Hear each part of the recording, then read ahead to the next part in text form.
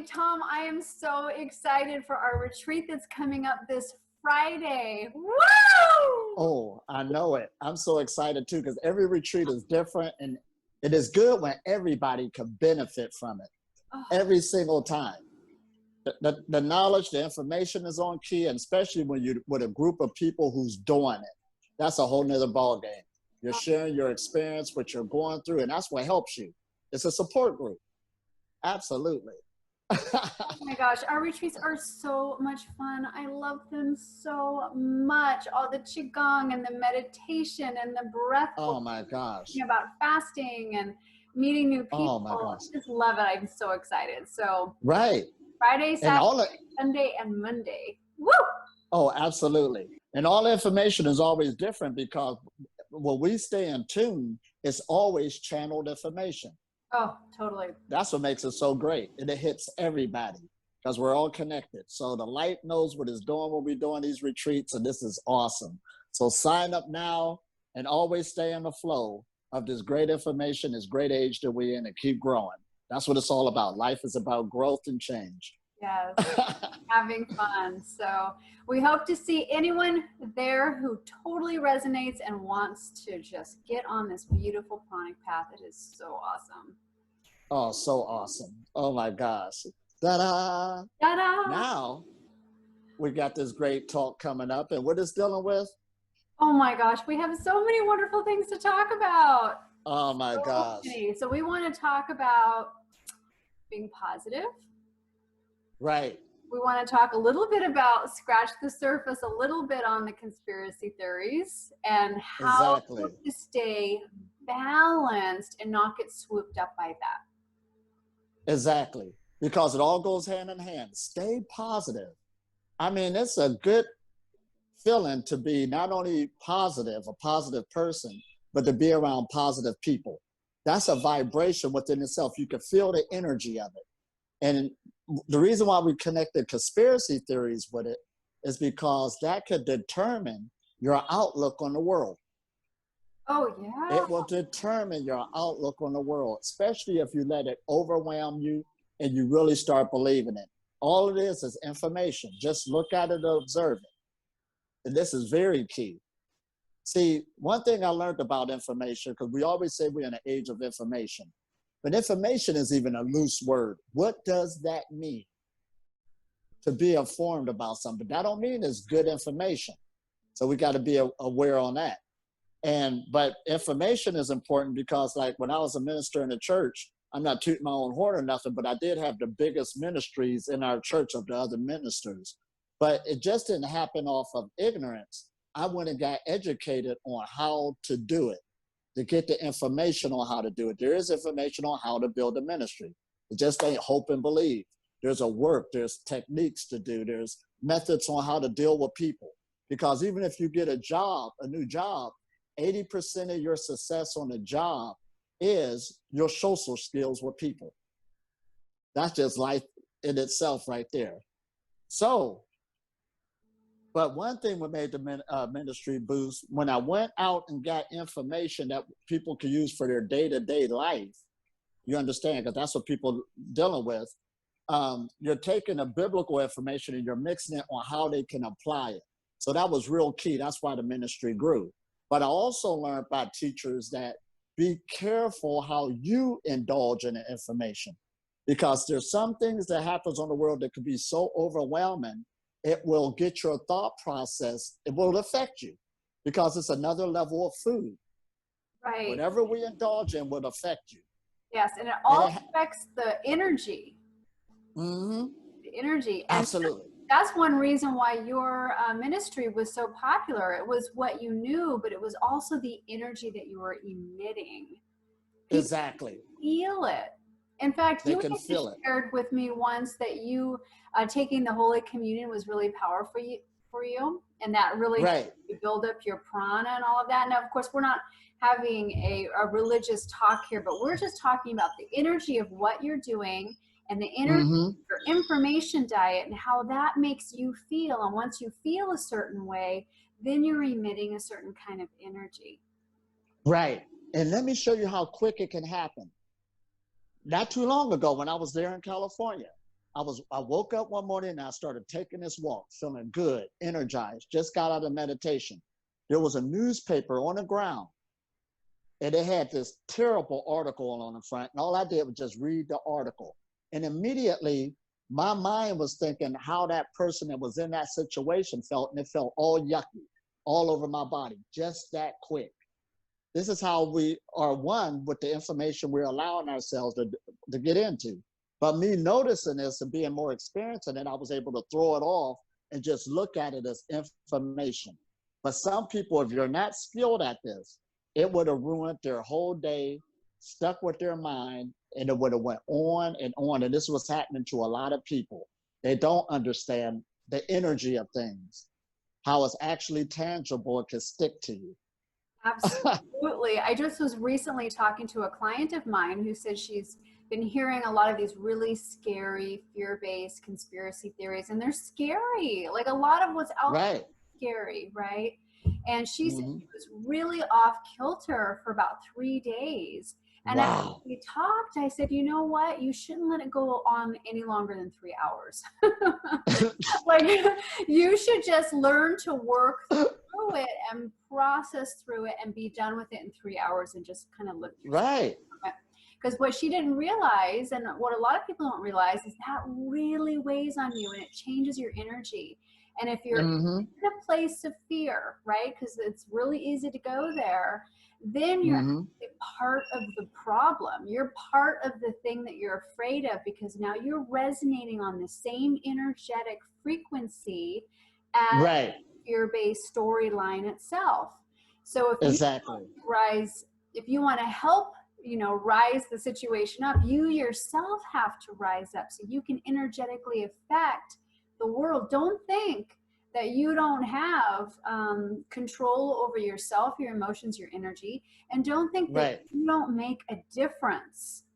Your energy makes a huge difference. A huge difference. And I'm going to show you how powerful it is. I grew up in a family where we were avid readers. We had a library in our house. Thanks to my mother, she was really into that. So dealing with conspiracy theories, I was exposed to it way back in the 80s. Now it's like a new thing to everybody. We were in it before even popular people like David Icke and Alex Jones and them came on the scene. So we already knew about the Trilateral Commission, the Illuminati, all of that, just growing up in that. But growing up in that type of family, how it affected me negatively was, it was instilled that they're taking over the world, the one world order. Y'all ain't gonna have no houses. You're not gonna own nothing. So now you're this young person and it puts something in you. Why should I even try to do anything in life? Because I'm not gonna have anything, no way. That's what it does to you. Elitom, you know what? I went through the same thing. I'm serious. I also grew up with a person who was very much into all of that. And I remember having a conversation saying, in my 20s, well, why do anything then with my life if you just think it's all end or whatever it is, but it affects you. I was able to work through it, but yeah, it affects you. Right. And then this is how powerful it is. Now, even though I'm sensitive to that now, well, my son, he even got affected. I didn't do it to him. His mother did it to him. Not blaming her, but she started getting into conspiracy theories, and just by him listening to her, he even admitted, yeah, that was affecting me. Why should I even try? So not only when I was growing up, it hit my son a generation later by somebody picking it up, and it goes generation after generation with the doomsday report. So it takes generation after generation. And it would take a young person's mind and say, why should I even try? But as soon as I laid that down and decided to do something with my life, before I knew it, I was married, owned a house, all this other stuff, you understand, and said, that's all it took. But I trapped my own mind by believing that other report. And it's doing that to people right now. They can't even enjoy the present moment off of what they heard supposed to happen on the darkness of the future. Right. And this is oh my gosh. This is really important, because if you get really swooped up in what's in the news and the things that feel scary, it makes you feel impotent. It makes you feel limited. It makes you feel like a victim. You get angry. there's all kinds of emotions that come up, but all of that is a sense of powerlessness. And that's something that you absolutely are not. You have more power than you can possibly imagine. And that's our message for today. How important that is and how important you are. And for you to step into, well, let's just say step out of the fear. Right. Step out of the belief that, you know, there is a higher source out there, and a lot of it is found within you. That's where it's at. And the more you go inward, you know, a lot of the yogis are talking about this right now. The more you go inward, you live more of an introverted life and you're meditating, you really do connect with the truth. The truth. Conspiracy theories, we don't know exactly what's true. We don't know what's going to happen, what's not. You know, it's kind of yet to unfold. But the truth is that you're an everlasting being. You're a light. Oh, absolutely. I mean, and I'm going to show you how it affects people too. When I really first started my travels internationally and really going around, a lot of families and friends, they were looking at me because they've been so indoctrinated in conspiracy theories because it touched everybody. They were waiting for me to get assassinated. This came up. They was even watching my videos to see the hand signs I was doing to say, oh, he'd been recruited by them. All of this is going down. Yeah. Wow. Yeah. This is terrible. Right. They were in like it. Somebody, I'm in it now. The only reason I can be doing this because I'm in it. This is how it's affected everybody. But then this is what I found out it does. It builds psychological comfort for some people because they like that feeling of powerlessness. This isn't my fault. My life, the way it's going, is not my fault. Right. So they love it. Yes, that's big. That's big. And some people, they always want to feel that they are in the know. You know, it feel like you're privileged, like you really know what's going on. I was sitting at the table with them. So I really know what's going on. So people pride themselves in looking for that type of chaos. Like, this is what's really happening. You know, like, you know, this rich uncle or you're privileged. Because we even went through the past, even in spirituality, where it felt good for somebody to say this angel or something came and visited me out of the rest of you. You understand? So this is another angle that I've done my research and I really know what's going on. So people's playing off of this, especially on social media, and they talk in the name of enlightenment that they can see and everybody else can't. Right. But all it's doing is just bringing so much negativity, so much darkness. And it's like, it takes a lot of energy just to look that stuff up. That's showing what energy you are. Right. And you have to pay attention to how this stuff makes you feel. If you read something and it feels low vibe or scary and it makes you feel one way, then why, you know, one way that doesn't feel great, right? Why would you then want to turn around and blast all over Facebook and tell all your friends? Because then you're just going to share all that negativity. You know? Constantly. So there's one thing if you think that there's something that can be done, right? There's that. But with a lot of these things, like right now, not a lot of it can be done. You know, the only thing you can do is work on the inner self and realize maybe there's more to the story. Exactly. Maybe there's a different storyline. Maybe there can be a different outcome that's more positive. Maybe not everything is as it appears. Now I'm going to talk on the level that how we create our reality. Now this really gets deep. Now on the Breatharian journey, this is one thing I went through where I had to see it for myself. And there was times like, it's sort of like a cigarette smoker where they trying to stop smoking. Then all of a sudden, that's the day where people want to offer them a cigarette. You want one? They didn't do that before. Then they might even find a whole pack of cigarettes. But that's their mind bringing it to them because it thinks that that's the program you wanted. So even dealing on the food levels, there was people that used to come to me saying, every time I try to leave food alone, that's when it seems like it appears out of nowhere, or all of a sudden somebody want to invite me here, invite me there, because that's that energy that's coming off of you that you created, and it feels that that's what you want to create. So one day I was on this bike journey, and I was on a not drinking tip also. And it was amazing that I was actually finding full water bottles full juice bottles along the way, but I knew by then that my mind is creating it. It's literally bringing it to me. I've been through many of these instances. So there's even a lot of scientists now saying they're comparing this life that we're living in, dealing with quantum, this quantum world we're living in. It's sort of like a computer simulation. A computer simulation that you are kind of creating your reality. And by us being these simulations, how should I put this? There's a thing dealing with when you are on the internet, there's a thing called algorithms. Depending on what you're looking for, they'll start automatically bringing the stuff that your mind is actually looking for. This happens all the time right on the computer, but it's also happening in your daily life. You're in this giant computer and just don't know it, or it's similar to it, because your body, your brain, even neuroscientists say this is the most complicated computer on the planet. It is a computer. The research going into the mind, they haven't even scratched the surface yet. They came a long way, but dealing with consciousness, dealing with, and me and you said a good thing yesterday about the brain is creating the mind. Yes. Yes. Now that is mind-blowing, right? Right. You have your brain and you have your mind. You use your brain to change your mind. Right. And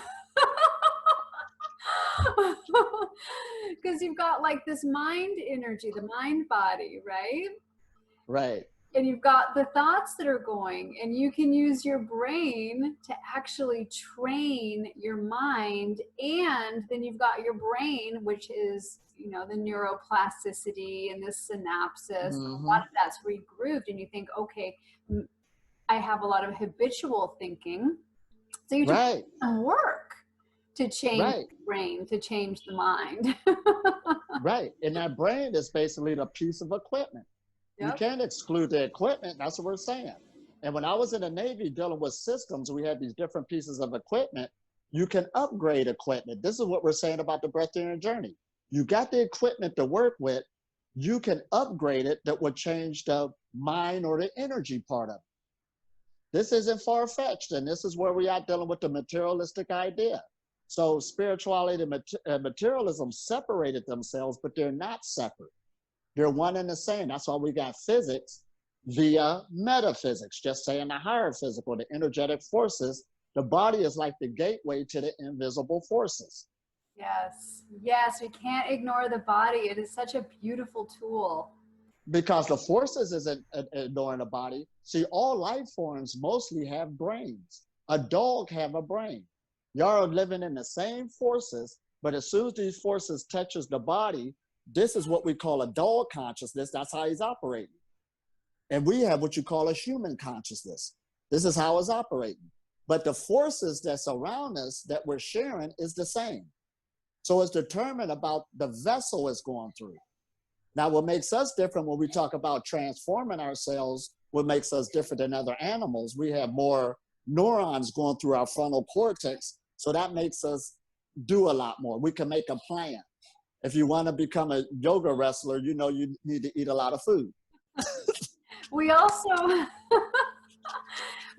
have more self-awareness too. We're aware. Yeah. We have more self-identity, and that's actually the hang-up, is the identity, the attachment, because that kind of goes back to what we're talking about, the conspiracy theories. That's the fear, is our attachment to our identity, our attachments to the way things should be. That brings fear. But in terms of changing our brains, like you mentioned, getting an upgrade for the brain, there's a lot of things you could do for the brain. I mean, it's proven that walking through the forest helps to heal Alzheimer's and dementia, just simply doing that. Reading a book. Doing a puzzle. Yeah. Right? Yeah. We got so many brain exercises. Yes, this is an age of self-help, self-transformation. There's so many tools that can transform you. But the key with anything is, and this is what everybody is saying from the speakers like Bruce Lipton and many more of them, consistency and repetition. Yeah. Because that's what got us our brain functioning the way it is now. Everybody is in some type of repetition on your lifestyle. That's right. And one of the best things you can do for your brain actually is exercise. It changes it big time. Like number one, very, very fast. Quickly. Yeah. Very fast. Yeah. And the reason being is, see, here we go again. We could talk about the spiritual body, the emotional body, and the mental body, and the energetic body. But the one that everybody can deal with is the physical body. We all can agree with that hands down. It's something that's tangible, it's something you can see, and it's something you can work with. Just by you changing that is going to change the rest of them because they're all connected. This is what makes the path so easy. We don't have to jump from something that's invisible and have to believe in it. We don't. Just change the physical body and your belief in your mind and start changing up to those other levels. And then you can take it to another level. Oh, yeah. So let's take this to another level. So first of all, what's the number one worst thing for the brain? Well, I don't know if it's the number one, but one of the worst things is sugar. Oh my Sugar gosh. consumption. It's a neurotoxin. It's so bad for the brain. It's not good. So, and then let's go Oh my gosh. food, right? So we've got sugar. We know we got to leave that alone. Yeah. The more, how should I say, the less you eat, the more you realize that the invisible worlds and realms that you're talking about are closer than you realize, because your consciousness begins to rise.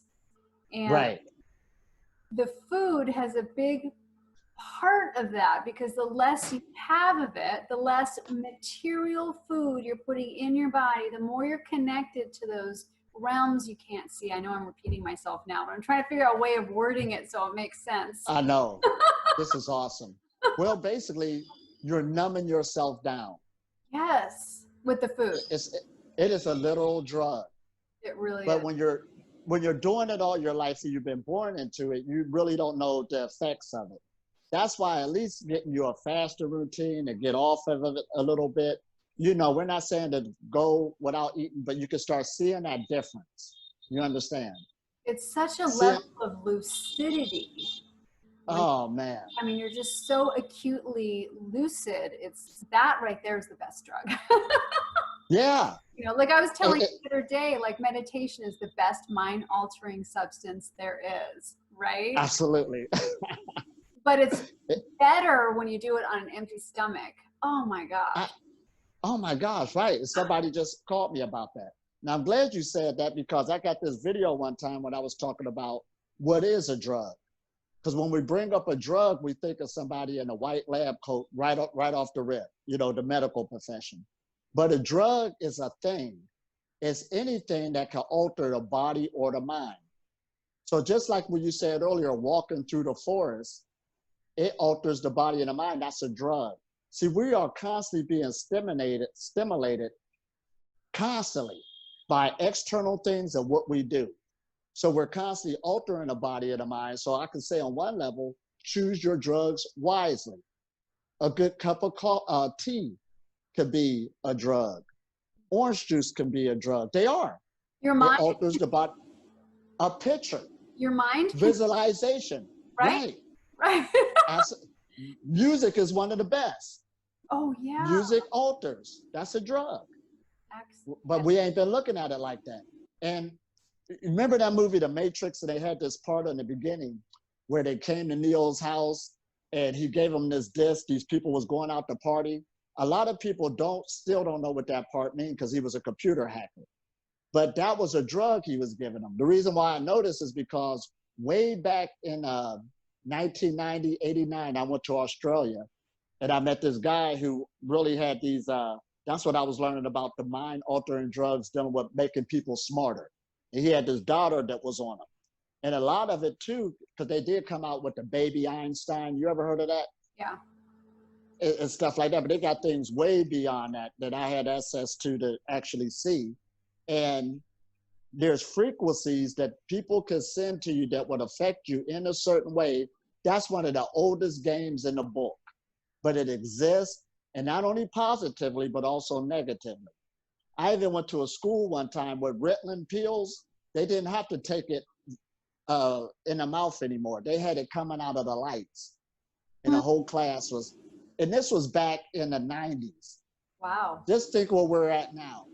Of Right. course this is taking place. So we talk about the breatharian knowledge, like I said, a person ain't even caught up to see what we're talking about. You understand? In your mind, what you're thinking is altering constantly the way you think, the way you feel, the way you look. The Buddha's been talking about that. You become your thought. Your body actually shifts yourself into it. Yep. Yep. Have you ever, probably not now because you're not eating, but I'm sure back when you were, you felt like you were deficient in something? I've done this and I thought, well, maybe I'll just visualize taking in the thing that I'm deficient in. And then suddenly you begin to feel fortified. You begin to feel better because your mind does not know the difference between a real event and an imagined one. So use your mind to change your physical body in so many different ways. Instead of like getting on Amazon or going down the store and finding the vitamin you need, visualize it in. Exactly. And I'm glad you're bringing that up. See, the breatharian journey is actually, I used to say it was 80% mental and 20% physical, but now where I'm at is 100% mental. Yeah. This is a mental exercise that you're doing with yourself constantly on a constant basis. You can become very good at it. You can master your thoughts without a shadow of a doubt. Now, that don't mean that a negative thought, you don't see it. You understand. But just like the old folks used to say, just because a bird fly over your head don't mean you have to let them make a nest there. This is why meditation trains you to just observe it. You don't have to grab it. You don't have to make it a truth. So it's the same way when we were just talking about the conspiracy theories.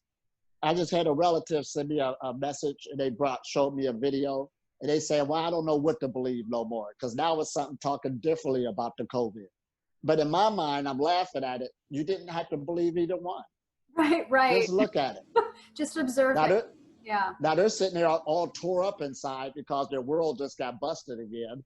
You don't have to feel like that. Right. Oh my gosh. You don't have to buy into the storyline. I tell people this all the time. It's like, as soon as you hear a storyline and you say, okay, there's two different storylines. This is the one I've chosen to believe, right? Then you have an opinion about it. And as soon as you have an opinion about it, then you have an attachment to it. And as soon as you have an attachment to it, then you have a judgment about the other side. And that's what's going on right now. Everybody's got their opinions and judgments and they're battling each other. And if you just let go of all of that and just observe and not have the opinion, not have the attachment and the expectation and all of that, you just drop all of that and just recognize that things are what they are, and it's more of an observation. And this is the yogic path. This is how you start to calm yourself down and live in the world. The more we judge, the more we attach ourselves, the more we have expectations, the more suffering we have, period. That's the foundation of suffering. Now check this out. We talk a lot about getting off the food and stuff like this. That's one thing. But there's also a thing called a technological fast. Take 1 day off, 3 days off, 7 days off, and feel how you feel. I guarantee, especially if you're trapped into what we're just talking about, take a time out there, put it down, and see how you feel. You're going to feel so much better. Yeah, put down the news. Put it down. The blues report. And when I was traveling through America not too long ago, I went to this bus station, and sure enough, and I didn't look at the news in a long time, so they had this big screen TV on, and I started looking at it, the news. After news report after news report, it was like hideous. This amount of people got killed here. This what happened here. Somebody went off here. And I was like, oh my God, that's what's taking place? Whoa. Right. It's heavy. It's heavy. Well, unfortunately, we're not hearing a lot of the good stuff, and there's so much good stuff. So much. So much. Oh my gosh. So a technological fast, try that. And that will, like we try to teach you on the breatharian journey. You're eating and getting nourished more than just from your mouth. You're getting merged from, you get to really tap into that just by little things like that. Too much negativity would draw the energy from you, drain you, take you a whole nother direction. And then you're going to be craving external things for comfort. Right. And I will also say this one particular client of mine who was struggling for a few days, she said that, you know, she was really worried about it. It was getting into her dreams. And then, so she was doing a lot of praying for it. And so she's giving the whole thing a lot of power. A lot of power. Thinking about it, she's praying for it. I mean, like there's a lot of power and a lot of energy going, feeding this thing. And you think that you're doing right by it for all of this. And it's like, no, the best thing you can do for the situation that you don't want is to right. out of the same frequency. You don't want a frequency match to it. That's the thing. When you start putting all your attention into it, your frequency matching to this thing that you don't want, which means you're making it grow on an energetic level. So the best thing you can do is change your frequency, rise up. You do that by stepping away from the fear and embracing all the beauty that's actually around you, right? Oh my gosh. Right? Or and we're not for it, you know, the positive. Oh, and I'm serious. As we're doing this message, I'm just not making this up. We're not at all. When I traveled through America just now, from Arizona to New York, and I'm traveling through, I'm meeting some wonderful, beautiful people all over the place. But as we get deeper in our conversations, start talking about the world, every single person was looking at the world so dark. And I was saying, where did they get this from? Why do they think like that? And at the moment, as we're there, we're having this good time. And it takes them out of the good time. Because right. part of them is looking at the world as being dark.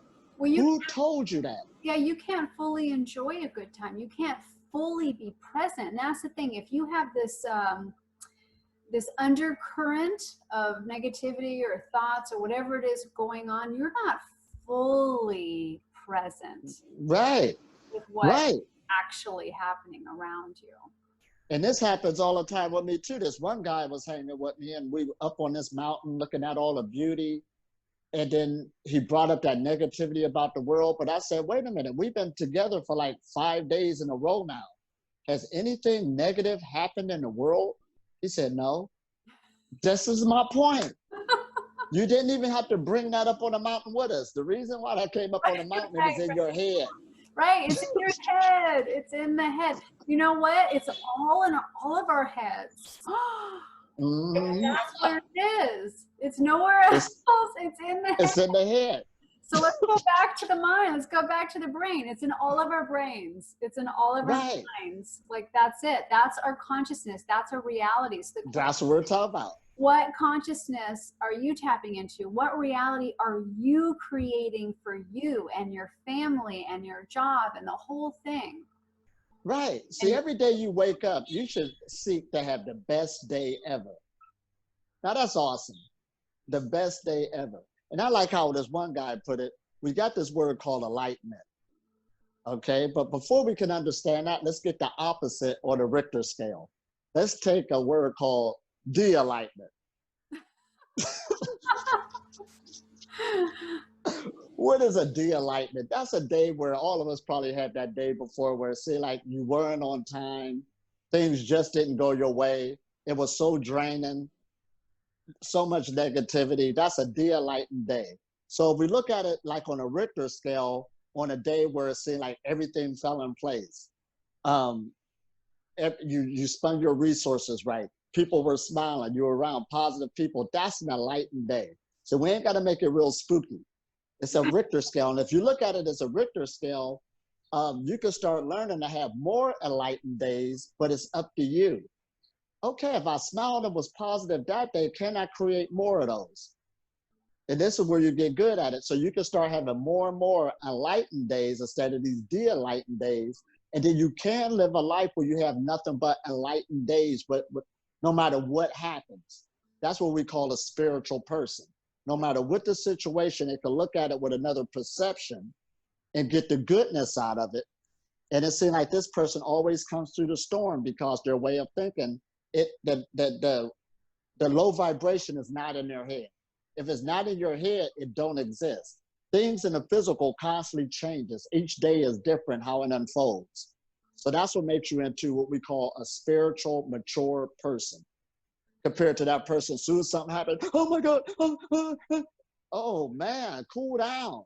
And it's emotional maturity too. I saw something online the other day and they said something like, well, over the last 6 months, because of the president, whatever it was, I've been drinking more, I've been angry more, I've gained weight, I've done all of this. And basically they were blaming the president. It's like, okay, yes, things going on that you may not be happy with, but maybe you should be meditating. Maybe you should have more self-control, right? I mean, maybe you should learn to master yourself, because guess what? You can't master the president. Right.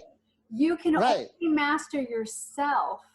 And I know President Donald Trump is a billionaire. He's the president of the United States. But I guess he figured, he woke up this morning, I'm going to make you drink today. Right. Right. I mean, we have to take responsibilities for our lives. And this kind of goes back with the conspiracy theory, because that puts you in the victim role. Right. We're not victims. We are not. We have so much control over ourselves. And as soon as you take control of yourself and you step into your own personal power, I mean, nothing can touch you. I mean, right. He don't even know your personal name. I'm going to make Margaret drink today. Right. Right. It's true.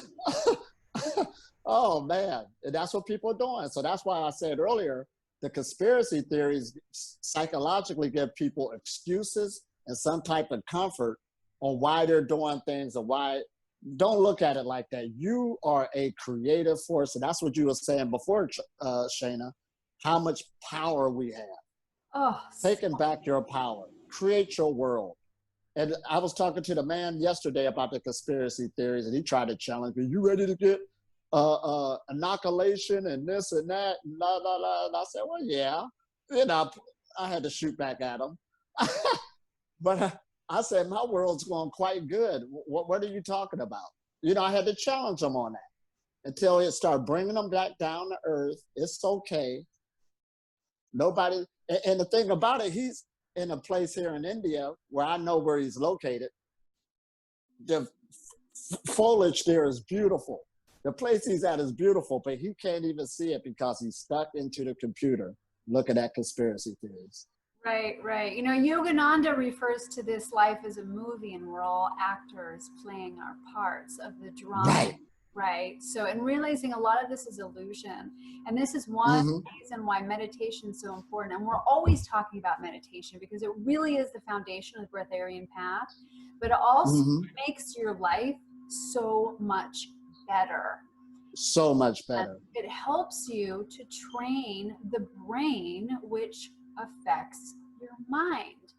So using meditation is probably one of the #1 ways of mind mastery, and going into silence, exactly. whatever it is, like you can do a guided meditation, but just silence, learning to calm and quiet the mind. So when it starts to speed up and go a little, with everything going on, you can say, calm down, I'm not going to let my brain master me. I'm going to master my brain, because this is simply just a computer system. Right. It is just that individual person.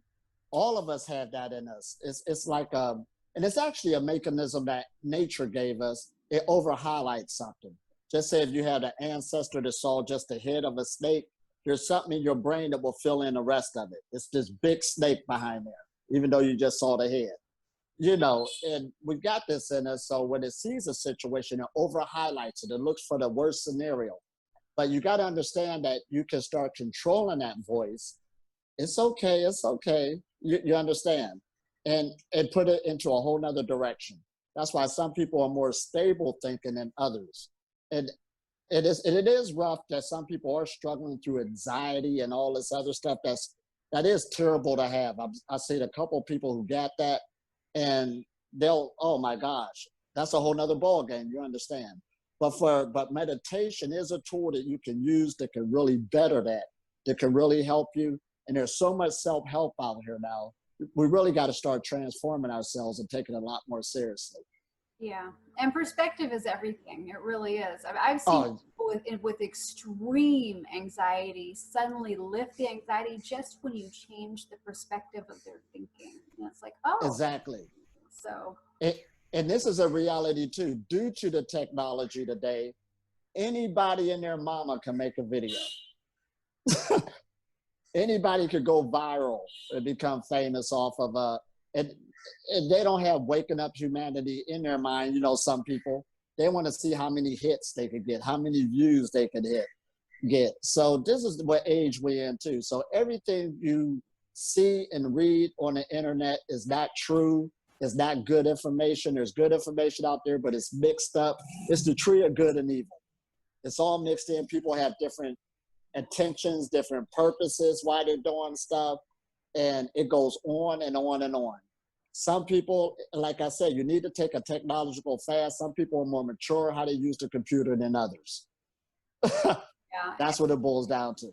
And like I said, if you want the truth, go within. Start discovering the inner realm. Start having an inner standing of your body and your biosystem and your mind. Absolutely.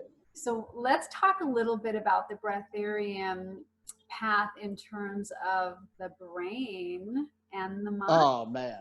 Because this is where it all boils down to. Really special. Because on my journey, I always talk about this one story where I said one day, okay, now I'm ready to become a breatharian. Day 1 went easy, day 2 went easy, and day 3 is when I had that entanglement with these chocolates.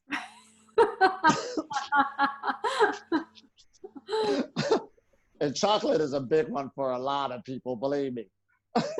Now, but anyway, at that moment, I realized that it was a mental battle. That early in my journey, I said, this is all mental. I see it coming up. And to try to wrestle the mind, see, when you try to suppress something, eventually it'll come up. So you don't want to go into that mode either. I see people trying to bulldoze their way in the breath area, like they're going to just overpower the mind. And the mind ain't do nothing wrong.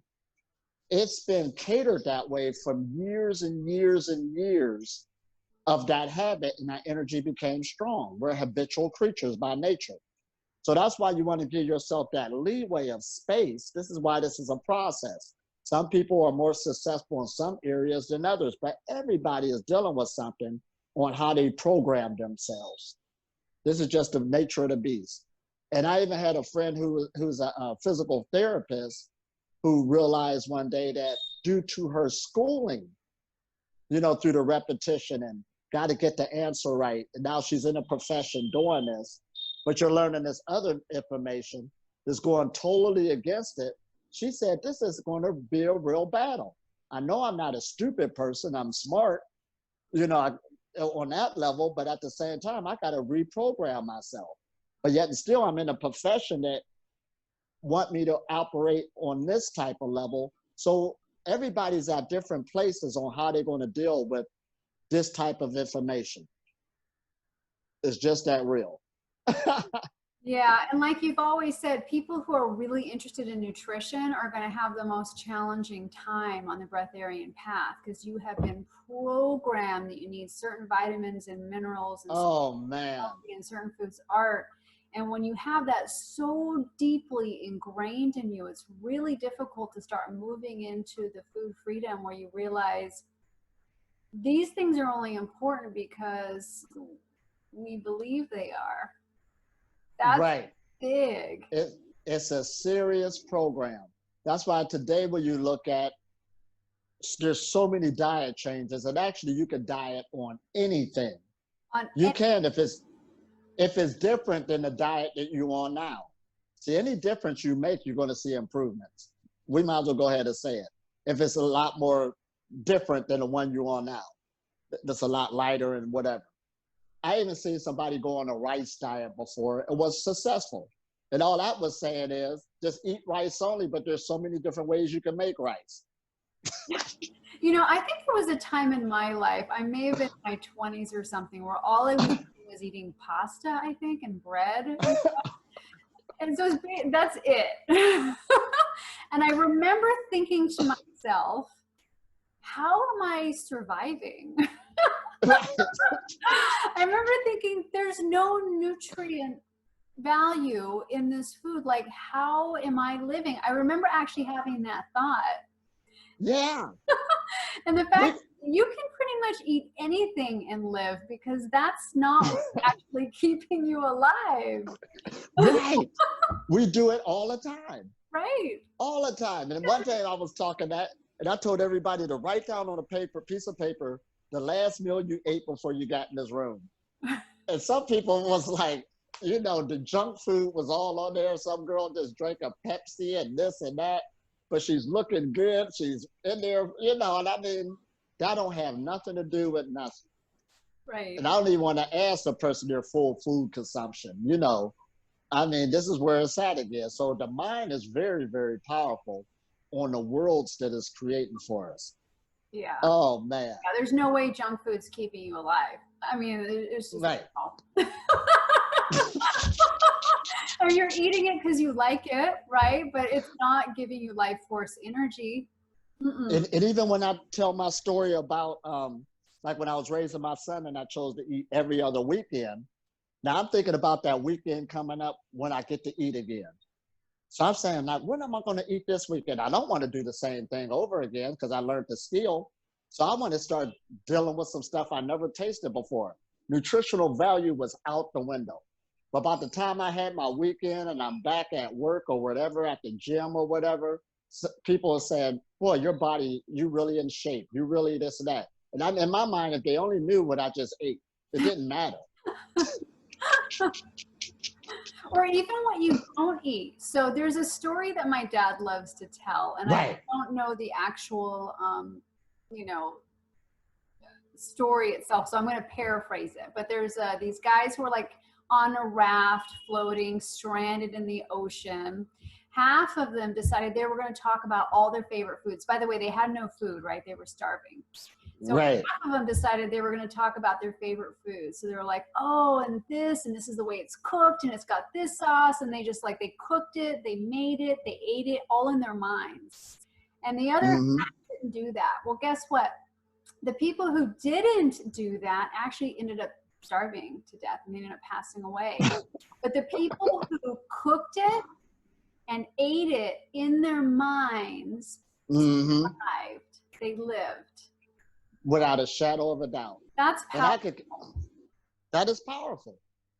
And we do it all the time. There you are.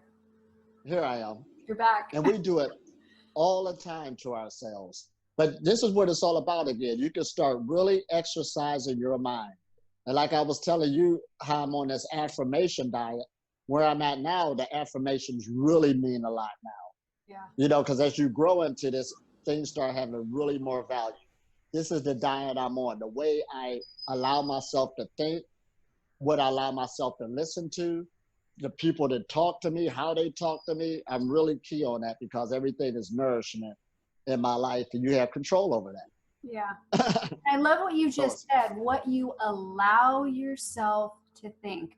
Those are key words, the word allow, because most people think things and they're not even conscious of what they're thinking. There's no, I'm going to allow or not allow this in my mind. It just comes in the mind and then they play with it and they wrestle with it and it controls them and they feel out of control with it. So it's being conscious of what you allow. You control this. This is very important to understand. Very important. And it's key too that and this is for extra credit, like we got these people who do use spiritual terms, really start taking these spiritual terms and start trying to define them because we're breaking words up into pieces again. And what we try to do as we give the message is bring it back down to earth. Because I'm talking to the guy last night again, and he started bringing up these spiritual terms and spiritual words. And I'm saying in my mind now, he's looking for a way to escape. So I had to even ask him, are you depressed? Are you suicidal?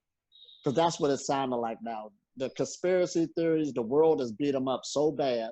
And all it was he allowed himself to get too much of that diet of thought coming from the computer. Yeah. I said, you're a nice looking young man. I know you. You're in a beautiful situation out there. Why are you allowing yourself to think like that? Yeah. What should I do with my life? Go get married. Have some fun. Go have some fun. Go for a walk. Get a new hobby. Yeah, right. There's so much to do. And then he started thinking, thank you. He needed to hear that. Why are you letting those thoughts of something you don't even know is true? You wasn't at the meeting. And if it was a world conspiracy theory, just from this technology, yeah, if there's people in the know that didn't want the video to come on in the first place, they didn't have to even put it there. We might as well go say that. Freedom of speech. Okay, talk. But make sure you act like everybody else act. That's what it's all about. So it's how you use the technology, and the people I'm with, we're benefiting greatly from it. We're doing webinars, we're doing online retreats. We got so many good talking like we're doing now. It's how you use it and you can really benefit off of it. There's so much different meditations you can learn. There's different chanting music.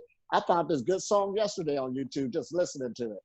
Now I could have listened to that, which I did, that really uplifted me, or I could have been listening at the end of the world scenario.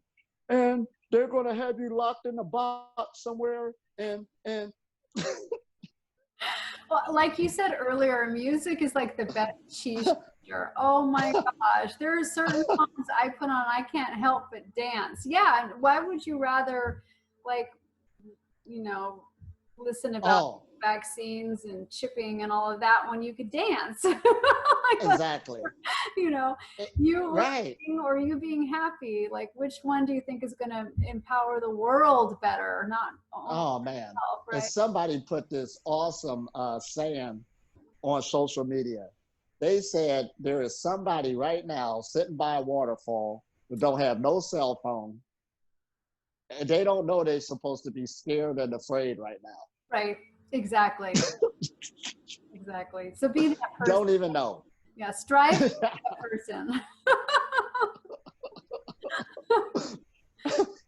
Some people, I might as well say it, the cell phone ain't for everybody. They might as well throw it in the ocean to get rid of it. I shouldn't say the ocean, that's polluting. I know. But get rid of it. You shouldn't even have it. Same thing with TV. And to bring it up, I remember I had a friend one time, it was wintertime in Ohio. So he spent the whole wintertime laying on this couch, watching TV. He was laid off from work. It was wintertime. And he laid on that couch so much it had his body imprint on it. I'm serious. Because we laughed at it afterwards. And he gained about 20 pounds over that winter, right? So one day I heard him like cursing out the couch, and he was throwing the couch out on the sidewalk for the garbage people to come pick it up. He got sick and tired of the couch. Even though he blamed the couch, he got rid of the couch. Good for him. But that got him motivated to do something else. Right. So it's the same with this technology. Take a technological fast. You might have to curse it out for a minute, put it out on the curb to get yourself together.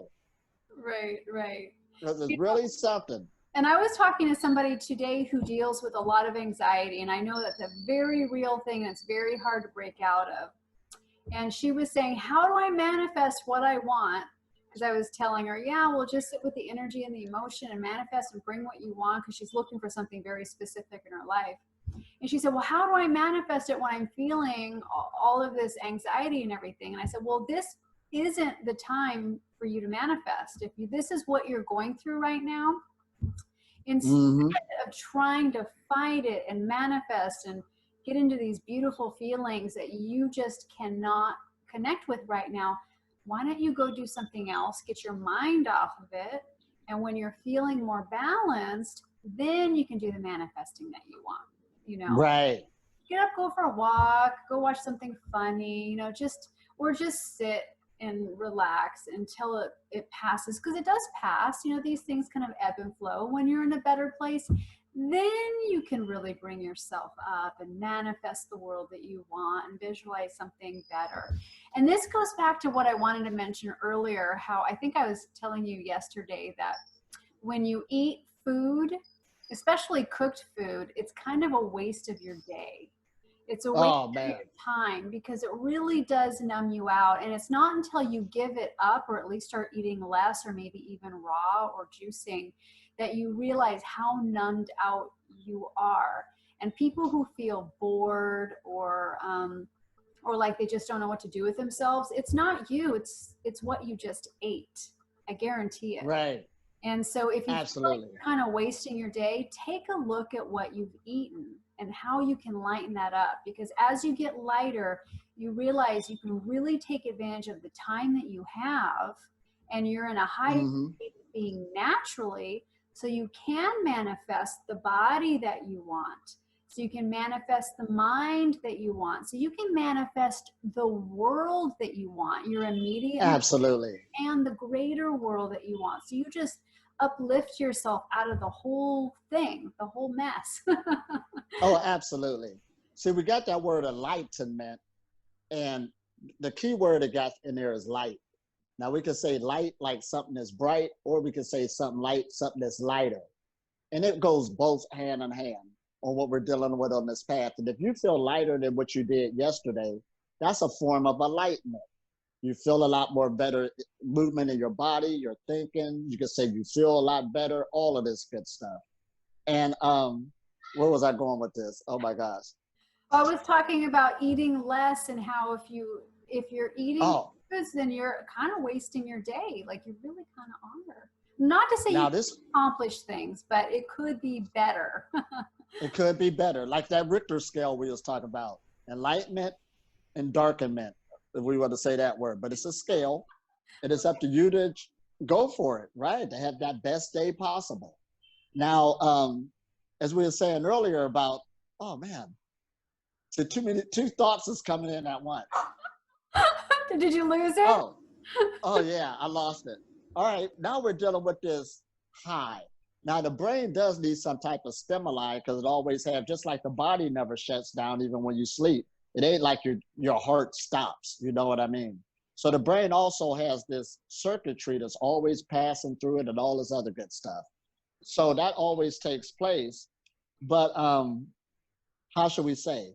When you're in a state of consciousness where more of those neurons are firing off and they're not getting dumbed down, that brings on another type of high, another type of enlightenment. And once you start experiencing that, that start outweighing that denser feeling that you're having big time. So you start seeking it more. That's how you know you're getting more light in your body, more enlightenment. But not only that, substances, the brain needs some type of stimuli. Not only food is stimuli, but also drugs, alcohol, sex, all these other things are stimuli. That's why people get trapped in them. But I was just with a group of people where they were smoking the marijuana. I wasn't with them per se, but I know I'm here just from living. That's what people do, and you don't judge it.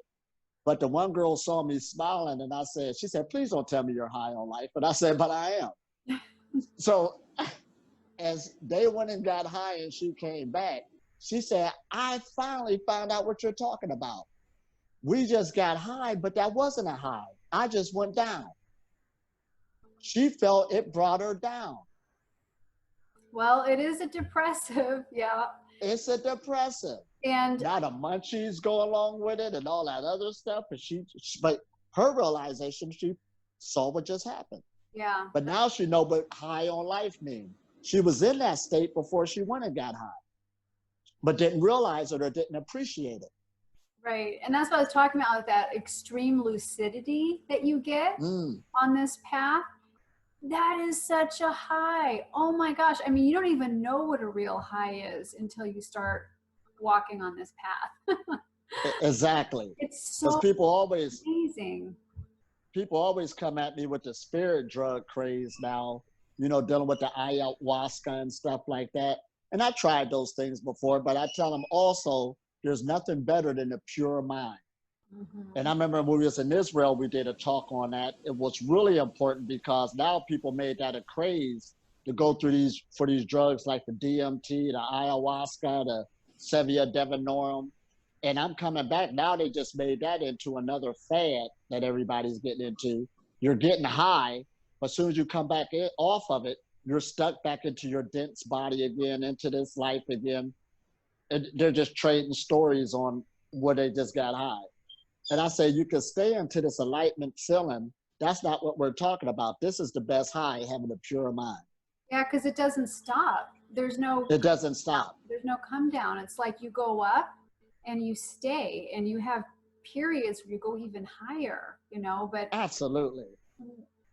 Yeah, unless you're on this path, you're at just a lower functioning human.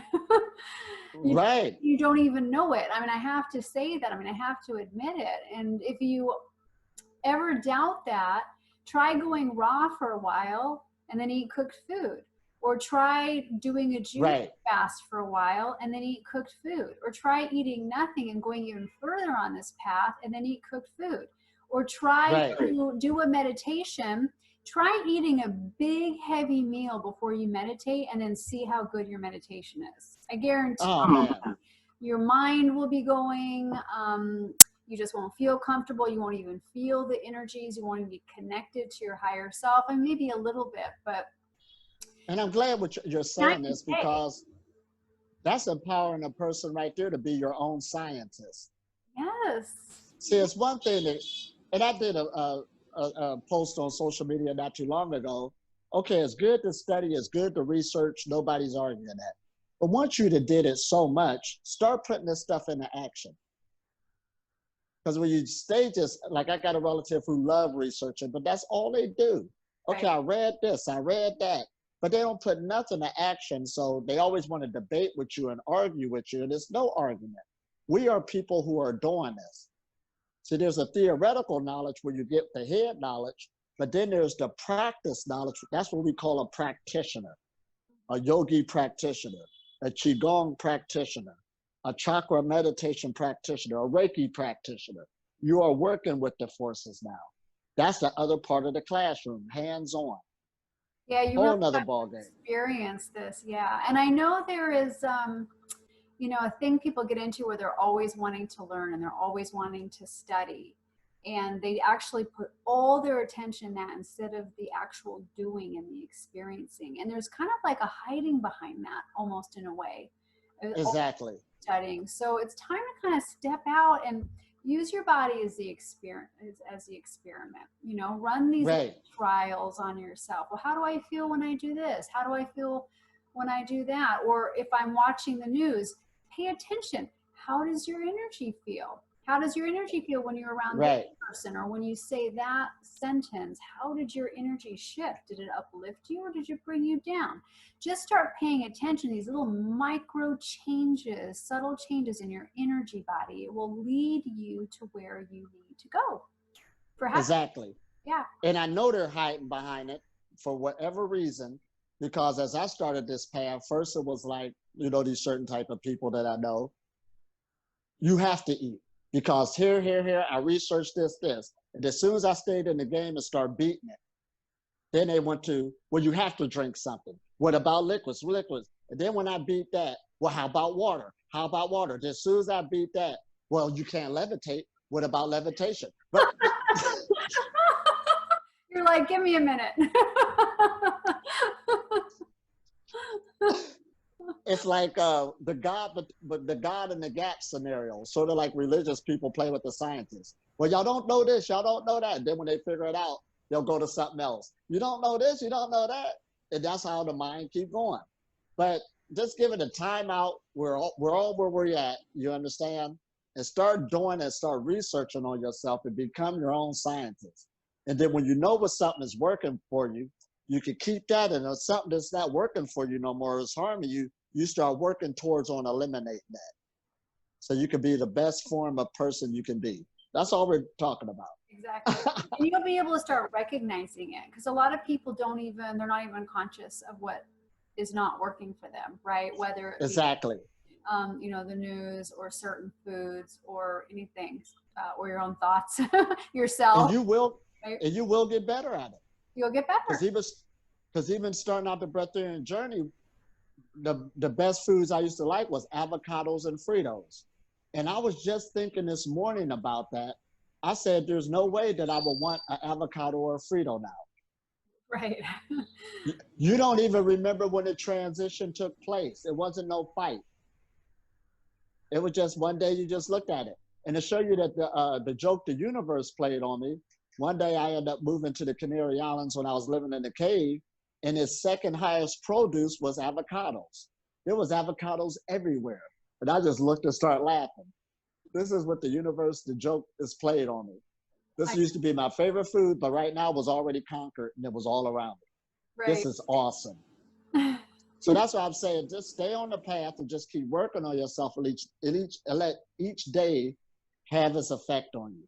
Yeah. This is awesome. Yeah. And have your effect on each day. Exactly. Yeah. Big time. Yeah. And this is another thing. We're picking up so much information on what our brains are doing also. You don't consciously even know everything is picking up. That's why even sleep is a good thing. Sleep is a chance for your brain to put everything together on what it picked up throughout the day. Have you ever had a project, you just couldn't get it together, but once you slept on it and it came back the next day, you figured it out and it went easy? The brain had a chance to work behind the scenes to put things together. So even sleep is good before you start sleeping less and getting into no sleep at all and stuff. Because people want to jump too fast there when they hear that. Just take it easy and let the body absorb and grow. Right, right. This is a growing process. Don't too fast in the sleeplessness. Let that happen naturally, because that's another thing that helps upgrade your brain and that you really need until you don't need it anymore. But don't push that one. Yeah. Exactly. So it all goes together, and the body knows what it's doing. Let it go its course. And there's even times you might feel like you're going backwards, but you're not. This is where you really start trusting yourself. Let the body just get its little rest, do what it does, and then it'll come back even stronger. Yeah. This is awesome. Yeah. I even met a woman in Israel when I came back through, and she said, well, I got to admit, I haven't been practicing the Qigong since you left. So as we started doing our Qigong and stuff like this, she said, it feels like it's stronger than it is before. The body didn't forget the program. We did enough of it already.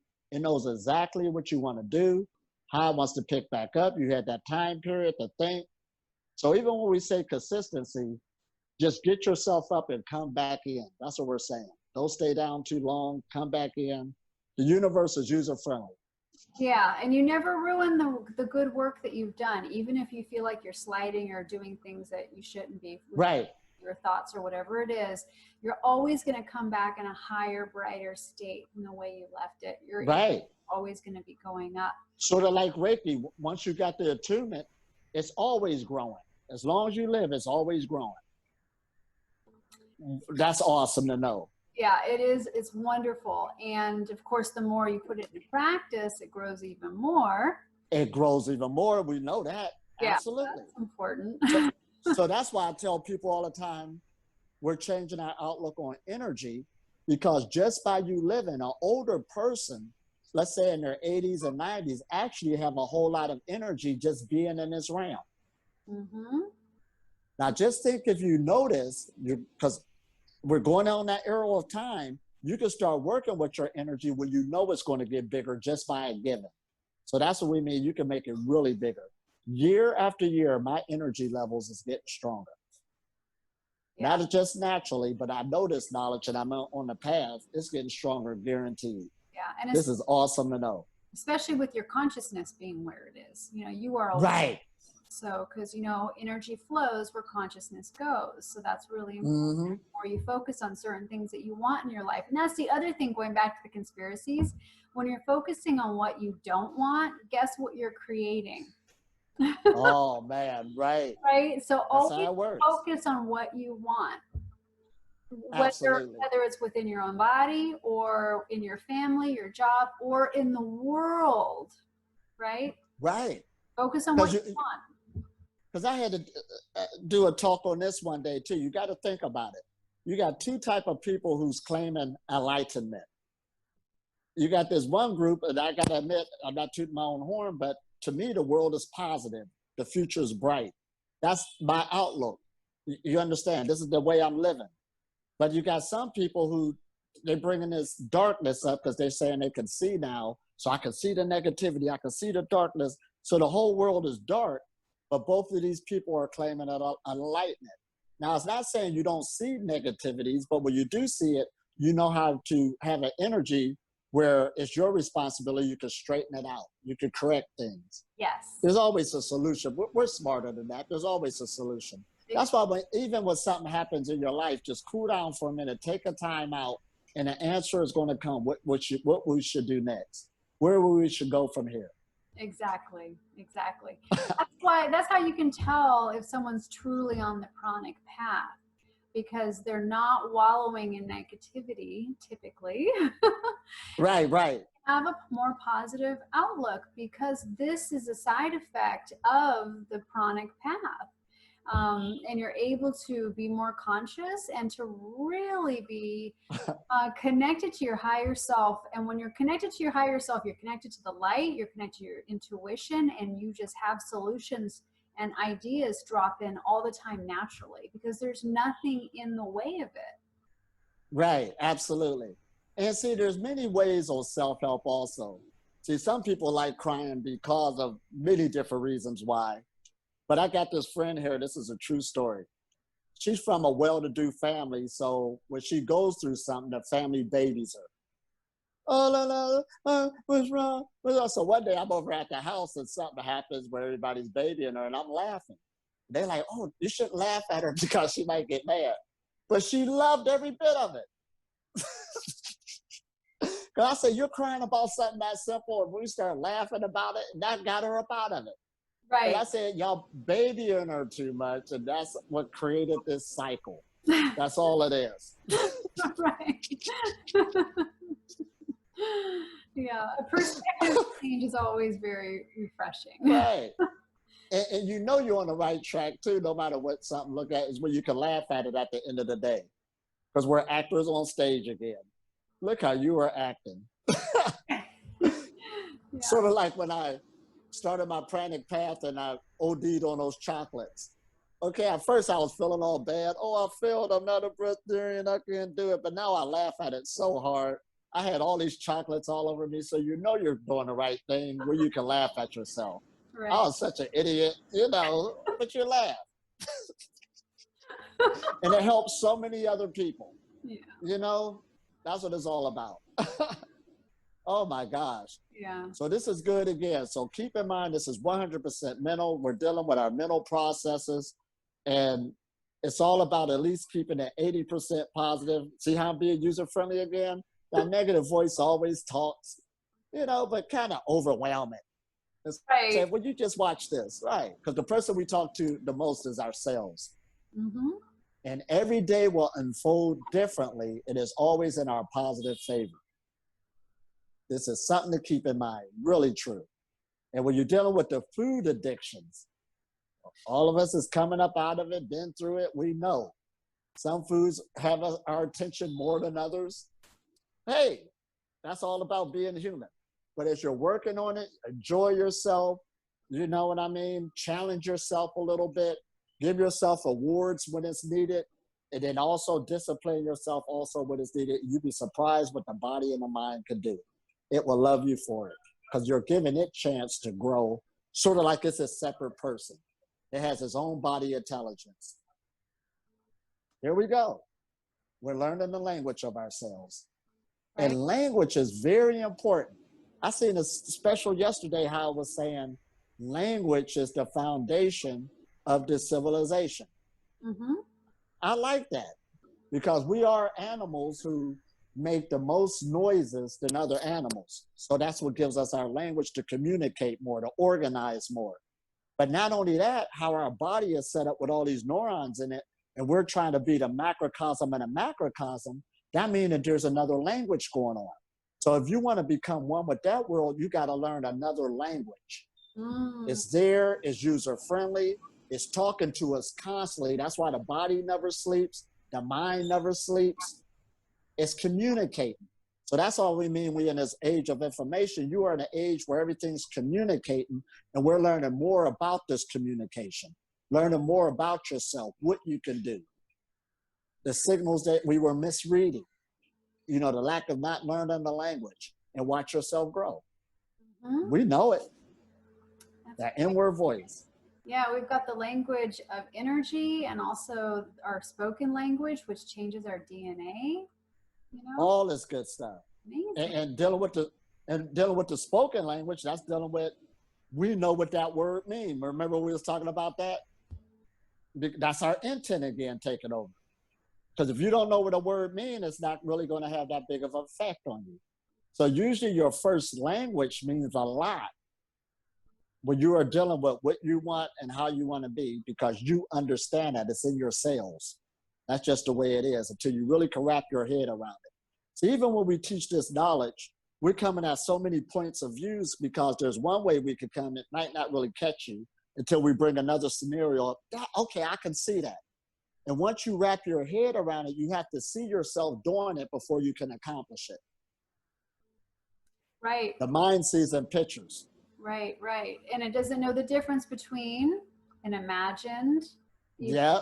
and a real one. And that's really, really important. So with anything in your life, whether it's with, letting go of food or changing any part of your life or your body, because you can actually change your physical body with your mind. We know this with right.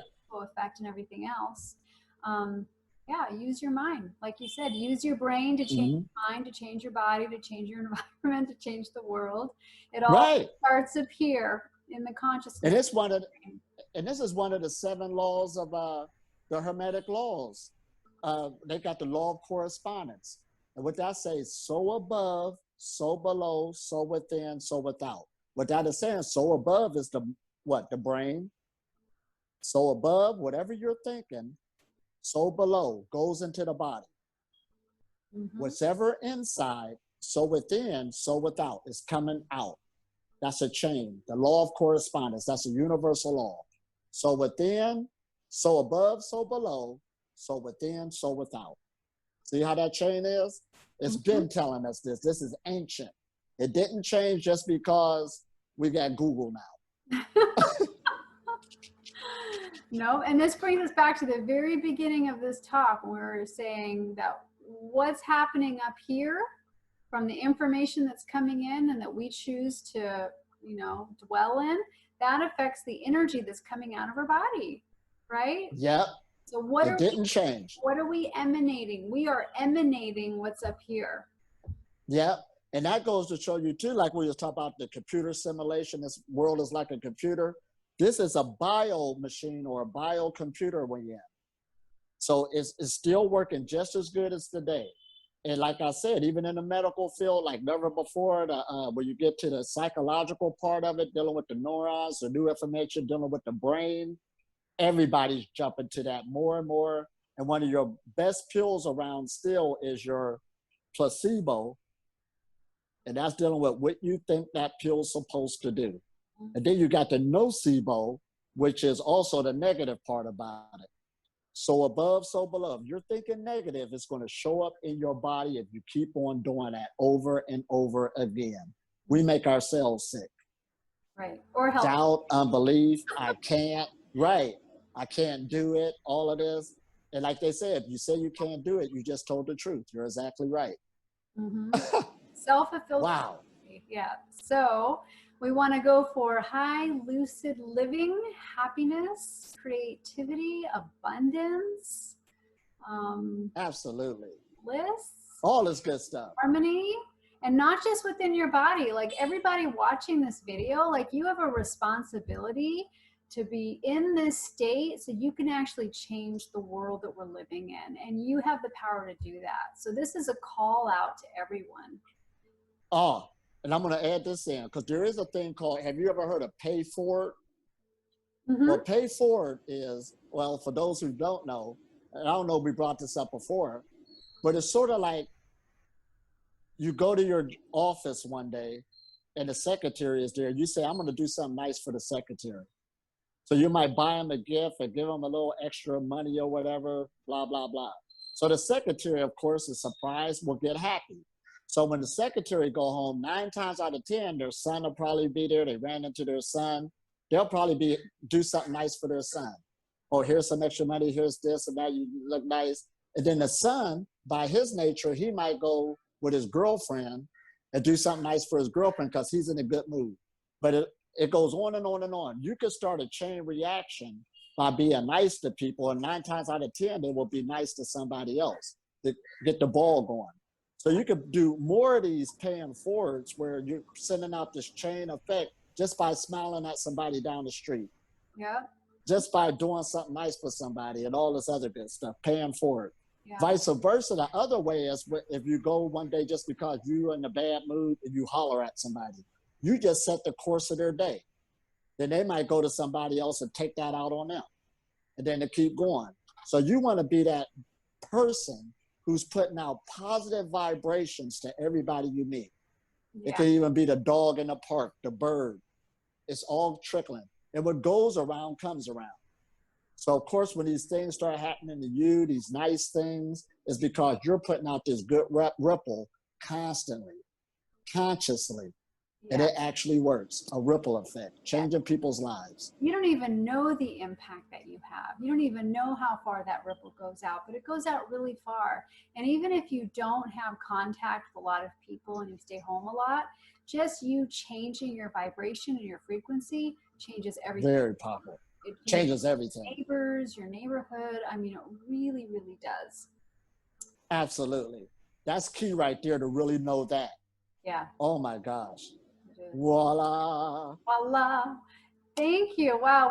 I don't know if it was a long talk tonight or not, but it feels like we're jamming. Keep going on and on and on. I know this gets so good. We're riding a wave. I know. It's really wonderful. And so if you have any questions about anything we've talked about tonight or about anything at all, leave a comment because we love your comments. We love your questions. It gives us talking points. And yeah, share some of your journey with us. We would love to hear from you. And subscribe. All right. Absolutely. Subscribe. Yeah. Subscribe, get your friends to subscribe, and we're going to keep going higher and higher. Yeah. And pretty soon we'll be able, once we get over 1,000 people, we'll be able to do live on here. So that'll really get good. Yeah, so let's do it. Let's keep up the good work and put these things to practice and see how it works for you. Beautiful. Talk to you soon. I love it. Well, thank you all for listening. And we're super excited for our retreat that's coming up. And have a beautiful day. Make it a beautiful day. Yeah. Voila. Mwah. Love you.